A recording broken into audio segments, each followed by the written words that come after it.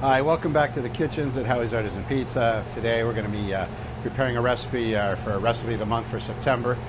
Today we're going to be making buffalo sauce, or our version of it, for Howie's Hot Wings, which are also the recipe of the month for September. Our recipe is quite different from the original buffalo wing sauce. The original buffalo wing sauce, made some 60 years ago at the Anchor Bar in Buffalo, New York, was simply 2 parts Frank's Red Hot and 1 part melted butter. And we've tried that, and that's not a bad sauce. But we think we can do a little better than that. Butter. And we're going to let that melt. Let's get our wings ready. So these are disjointed, fresh chicken wings. They're a little on the large side, but when you're in an independent restaurant, you sort of take what you can get. And they've been lightly salted and peppered. No breading, no flour, no nothing. That's the way the traditional wings were always made. So we're going to put these into the fryer. Now we don't want this butter to brown, we just want it to melt.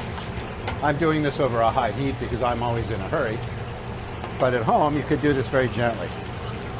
Okay, so as we're waiting for the butter to melt, these are the rest of the ingredients. This is the famous Frank's Red Hot, same as it ever was. And then we add a ridiculous amount of cayenne pepper to it. This is distilled white vinegar. Wine vinegar, as I've told you many times, is not a substitute for this product. This is some Dijon mustard, French style, which is also quite hot.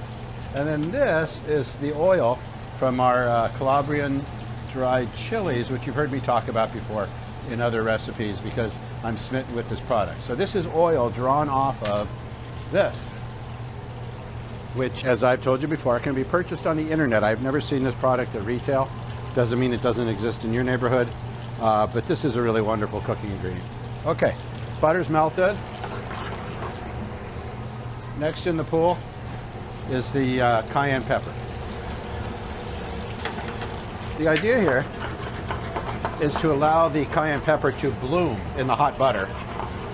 Essentially, you just want to cook the cayenne a little bit, so as you move through the recipe, the cayenne is not raw. At this point, I would put in our chili oil, which is also hotter than the blazes of hell. That goes in there. Here's our distilled white vinegar, a smidge of Dijon mustard. All right, so there's everything except the Frank's Red Hot. And we're just stirring to combine it. Doesn't really need to cook anymore. Okay, and now the Frank's Red Hot, the Joy Juice.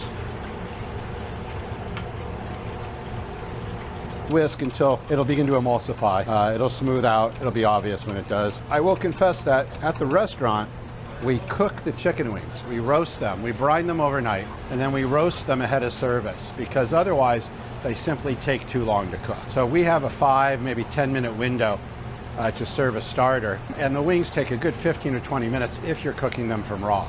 We take the intermediate step, and believe me, you would never know the difference. In fact, if you want to cook them at home, it's a sensible thing to do. Meanwhile, back at the wings, okay, those are starting to kind of be golden brown. Look pretty good. All right, so now all we're going to do is toss them with the wing sauce, and we're going to put a generous amount in because the excess will simply fall off the wings into the bowl. It doesn't really matter how much you put in, as long as you got plenty of it. You can see nice and fully coated, and we build them up.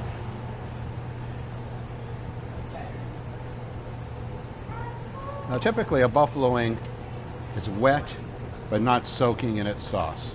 Okay, we serve it with a side of ranch and some celery stick, and those are Howie's Hot Wings, which, if you ask me, a lot better than buffalo wings.